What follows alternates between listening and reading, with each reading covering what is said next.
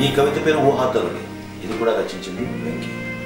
కావాల్సినప్పుడు కాఫీ అందించి, బరువైన మనసుకి కబుర్లు అందించి, ఆగని ఆలోచనల్ని ఆపు చేయించి, తోచిందేదో రాస్తుంటే సరి చేయించి, కాలాన్ని కాసేపు అటకాయించి, రూపం లేని మేఘానికి అందాన్నిచ్చి, ఆవేశంగా వీచే గాలికి చల్లదనాన్నిచ్చి, ఆగిపోయిన పల్లవికి చరణాలిచ్చి, నాది ఒంటరి పాదంటే కాదని తోసిపుచ్చి, నా ఊహాగానానికి ఈ తరుణంలో ఆక్రమించి, తను ఊహాతరుని కాదని నాతో చెప్పించిన ఊహకి నా చిరునవ్వే